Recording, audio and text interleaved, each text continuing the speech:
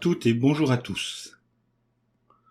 Le baptême des témoins de Jéhovah est-il chrétien? En premier lieu, définissons ce qu'est le baptême et comment il se déroulait au premier siècle. Alors, une petite note, le mot grec traduit par baptême désigne l'acte d'immersion qui comprend une submersion et une immersion, selon un dictionnaire biblique. Le baptême est donc une immersion complète dans l'eau et non une aspersion.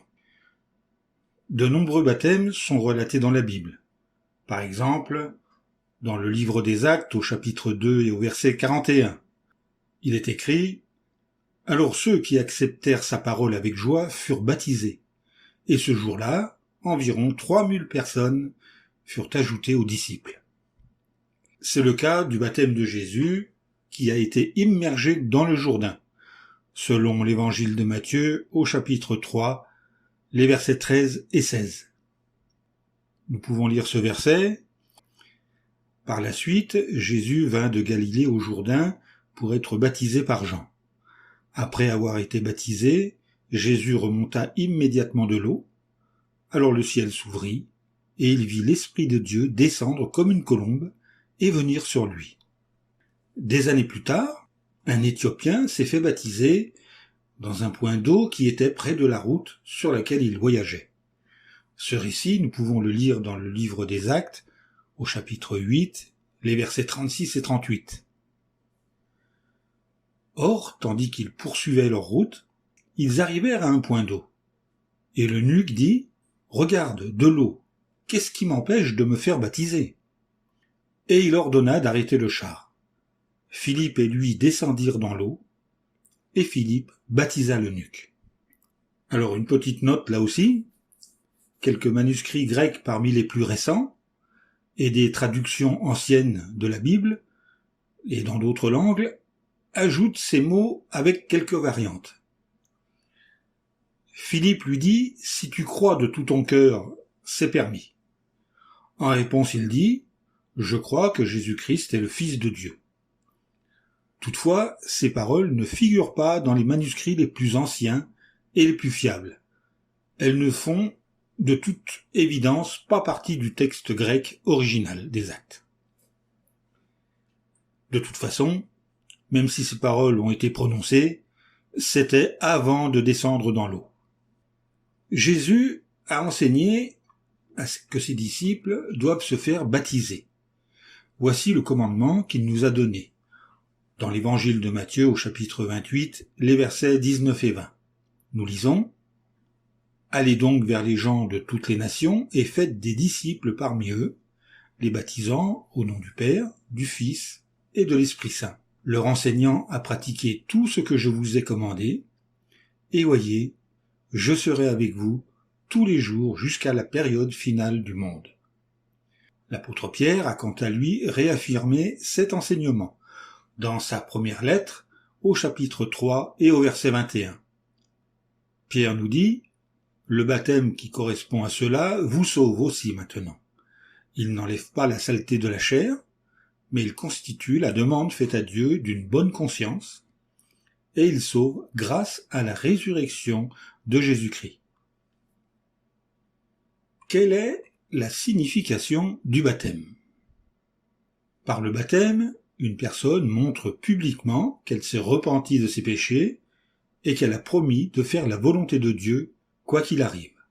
Elle s'engage à obéir à Dieu et à Jésus durant toute sa vie. Ceux qui se font baptiser empruntent le chemin qui mène à la vie éternelle. L'immersion dans l'eau est un symbole approprié du changement qu'une personne a opéré dans sa vie. Comment cela? La Bible compare le baptême à un enterrement.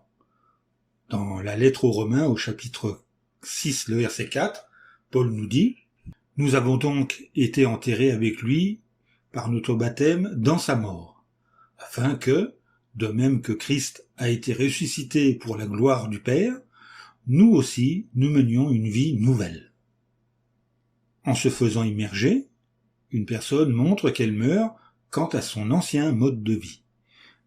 En sortant de l'eau, elle commence en fait une nouvelle vie en tant que chrétiens voués à Dieu. Nous pouvons nous poser cette question. Que signifie être baptisé au nom du Père, du Fils et de l'Esprit Saint? Jésus a donné cette instruction. Je la résume. Faites des disciples, les baptisant au nom du Père, du Fils et de l'Esprit Saint, leur enseignant à pratiquer tout ce que je vous ai commandé, selon Matthieu, chapitre 28, versets 19 et 20. L'expression « au nom de » emporte l'idée de reconnaître l'autorité que détiennent le Père et le Fils, la position que chacun d'eux occupe, ainsi que le rôle de l'Esprit Saint.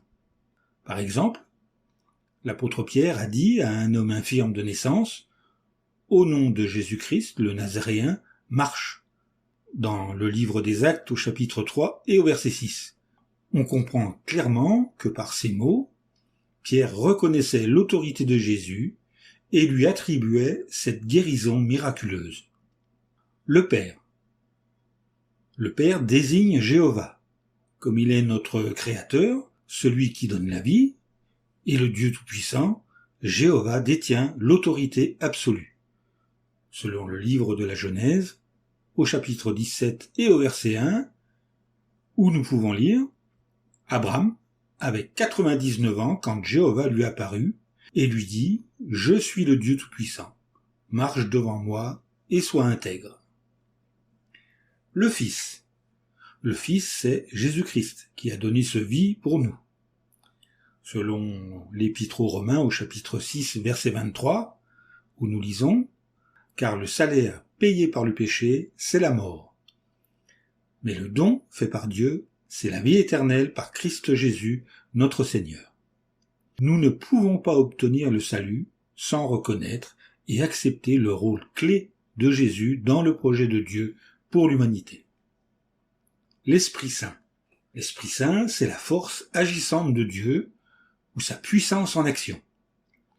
Dieu a utilisé son Esprit Saint pour créer, donner la vie, transmettre des messages à ses prophètes et à d'autres personnes, et donner à ses serviteurs la puissance dont ils avaient besoin pour faire sa volonté.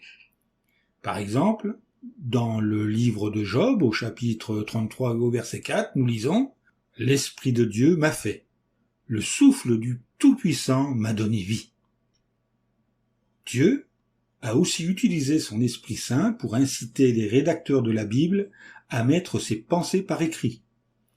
Nous pouvons lire ce récit dans la deuxième lettre de Pierre, au chapitre 1 au verset 21. En effet, la prophétie n'a jamais été apportée par la volonté de l'homme, mais c'est poussé par l'Esprit Saint que des hommes ont parlé de la part de Dieu. On pourrait se poser cette question. Est-ce un péché de se faire rebaptiser? Il n'est pas rare que des gens changent de religion. Mais supposons qu'une personne se soit déjà fait baptiser dans son ancienne religion. Commettrait-elle un péché si elle se faisait rebaptiser?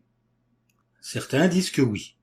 Peut-être en se basant sur le passage de la lettre aux Éphésiens au chapitre 4 et au verset 5 qui dit « Un seul Seigneur, une seule foi, un seul baptême ». Cependant, ce verset ne signifie pas qu'une personne ne peut être rebaptisée. Pourquoi? Le contexte de la lettre aux Éphésiens chapitre 4 verset 5 montre que l'apôtre Paul parlait de la nécessité pour les vrais chrétiens d'être unis dans leur croyance.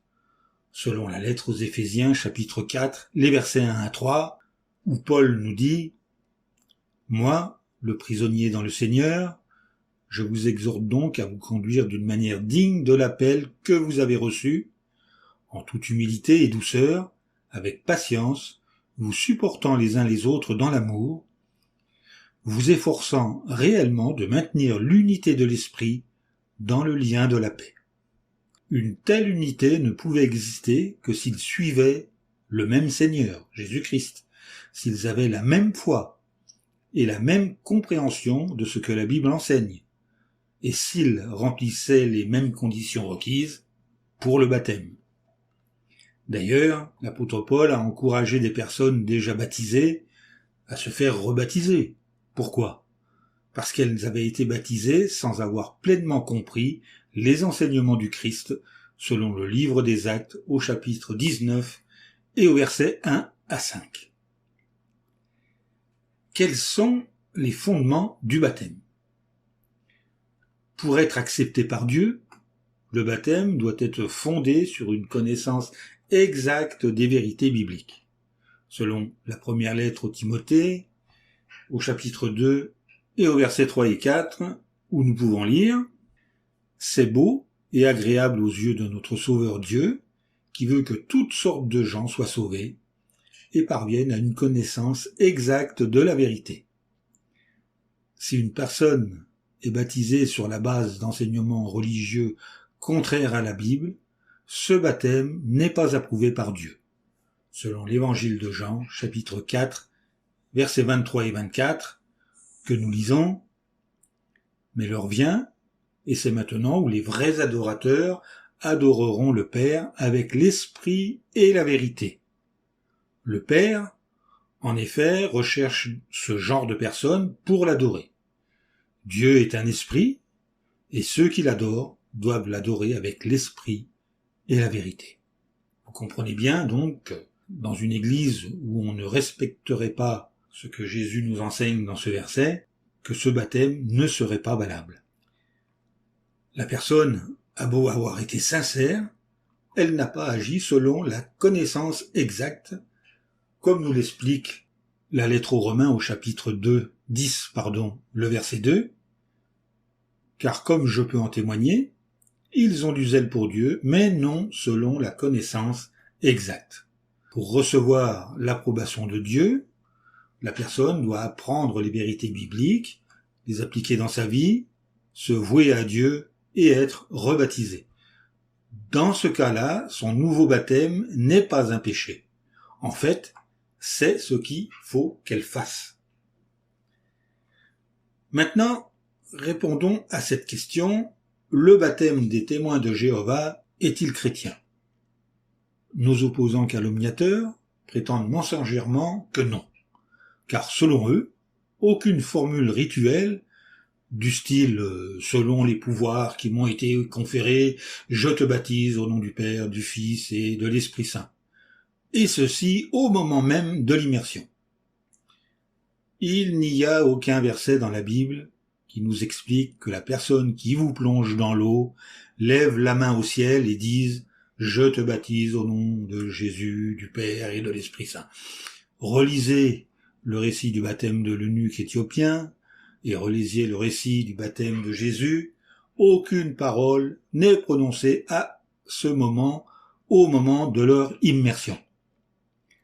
Quant à Pierre, quand il dit qu'il soit baptisé au nom de Jésus, il le dit avant le baptême des nouveaux disciples. Ils sont donc baptisés au nom de Jésus parce qu'ils ont accepté Jésus comme leur sauveur. Et c'est précisément cette question que l'on nous pose quelques minutes avant notre baptême. Donc, conformément aux Écritures, aucune parole ne sont prononcées au moment précis de notre immersion. Nous sommes immergés entièrement dans l'eau et nous ressortons. C'est ainsi que nous montrons publiquement que nous nous sommes voués à Dieu pour faire sa volonté et que nous acceptons Jésus comme notre Seigneur et Sauveur et que nous lui reconnaissons la pleine autorité sur notre vie entière. Pour résumer, avant l'immersion, on nous demande si nous nous sommes repentis de nos péchés, si nous nous sommes voués à Jéhovah et si nous avons accepté le salut qu'offre Dieu par le moyen de Jésus-Christ. On nous demande également si nous comprenons bien qu'en nous faisant baptiser, nous devenons membres de l'organisation cultuelle des témoins de Jéhovah. Et ceci n'a rien à voir avec le baptême en lui-même.